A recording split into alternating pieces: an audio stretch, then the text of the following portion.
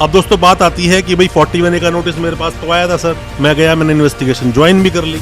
अब ज्वाइन करने के बाद क्या हुआ, मैं गया वहाँ पर, मुझे सुबह बुला लिया, शाम तक बिठाए रखा, सवाल कुछ पूछे नहीं, मुझे बोल दिया ठीक है आप जाओ, अब परसों आना। अब दोस्तों बात आती है कि भाई 41A का नोटिस मेरे पास तो आया था सर, मैं गया, मैंने इन्वेस्टिगेशन ज्वाइन भी कर ली।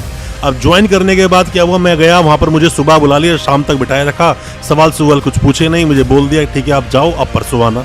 अब सर मैं तो दिल्ली से गया हूँ, कहाँ पर कि मतलब उड़ीसा से मैं आया हूँ दिल्ली का नोटिस आया था सर मेरे पास, मैं उड़ीसा दिल्ली आ गया, मैं उड़ीसा से दिल्ली आया, मैं सुबह की अपने मतलब ट्रेन लेकर आया था, शाम की ट्रेन वापसी की थी, सुबह शाम तक बिठा लिया। पुलिस वाले बोलते हैं 2 दिन बाद फिर आना।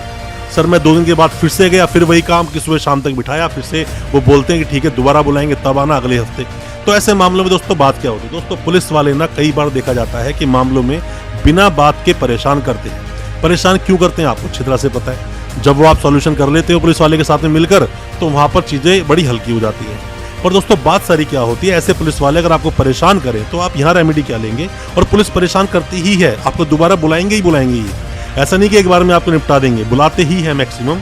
अगर पुलिस परेशान करे, आपके पास जेन्युइन कोई भी रीजन है, तो सीधा आप पुलिस के आला अधिकारी जो है, मतलब उसकी थाने के SHO साहब हो सकते हैं, उसी एरिया के DCP साहब हो सकते हैं, कोई भी SP साहब हो, उन्हें जाकर कंप्लेंट दे दें कि सर मैं बहुत दूर से आया हूँ, इन्वेस्टिगेशन ज्वाइन कर ली, फिर भी मुझे परेशान कर रहे हैं। और इनको बोलें कि जो भी पूछताछ करनी है मुझसे एक बार में कर लें, और अगली पूछताछ अगर करनी है तो मुझसे ऑनलाइन कर लें, मतलब मैं आ जाऊँगा किसी भी तरह से ऑनलाइन के सामने।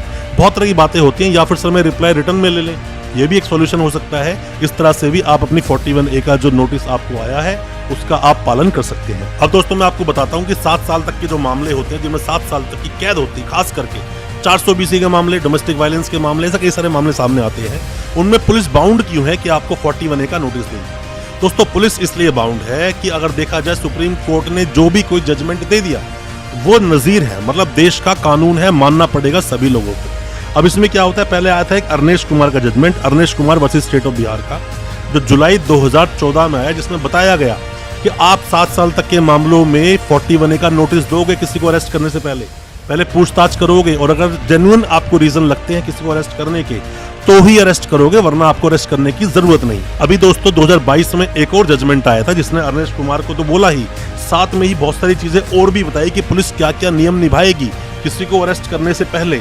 41A का नोटिस देगी अगर मामला ज्यादा संगीन नहीं है या फिर आपके पास स्ट्रॉन्ग एविडेंस नहीं है। 2022 जुलाई में दोस्तों ये मामला आया था, Satinder Kumar until versus CBI। इस मामले में आप देखोगे तो दोनों ही जजमेंट जब आप ढंग से पढ़ोगे तो बहुत अच्छे से आप समझ जाओगे कि पुलिस को 41A का नोटिस देना जरूरी क्यों है। पुलिस ऐसे ही अपनी मनमानी कर नहीं सकती, और अगर मनमानी करती है तो ऐसे पुलिस वालों को आपको सबक जरूर सिखाना चाहिए। हमारी कोई भी मदद आप चाहते हैं, किसी भी तरह की आप एडवाइस चाहते हैं, नोटिस आपके पास आया है, कुछ जानना चाहते हैं, आप हमें व्हाट्सएप करें या हमें कमेंट बॉक्स में कमेंट करें, हम आपको उसका रिप्लाई जरूर करेंगे और कोशिश करेंगे आपको सही सॉल्यूशन देने की। दोस्तों उम्मीद करता हूं आज का हमारा वीडियो आपको अच्छा लगा होगा। दोस्तों अच्छा लगा हो आज का हमारे वीडियो को ज्यादा से ज्यादा अपने दोस्तों, परिजन, परिवार तक शेयर करें, ताकि वो भी अपने आप को कानूनी जानकार बना सके। हमारे चैनल को सब्सक्राइब करना बिल्कुल ना भूलें, साथ में लगा बेल आइकन जरूर दबा दें, ताकि इसी तरह की लीगल अवेयरनेस की वीडियोस आप तक पहुंच सके सबसे पहले। बहुत बहुत शुक्रिया, धन्यवाद हमारे इस वीडियो के साथ बने रहने के लिए।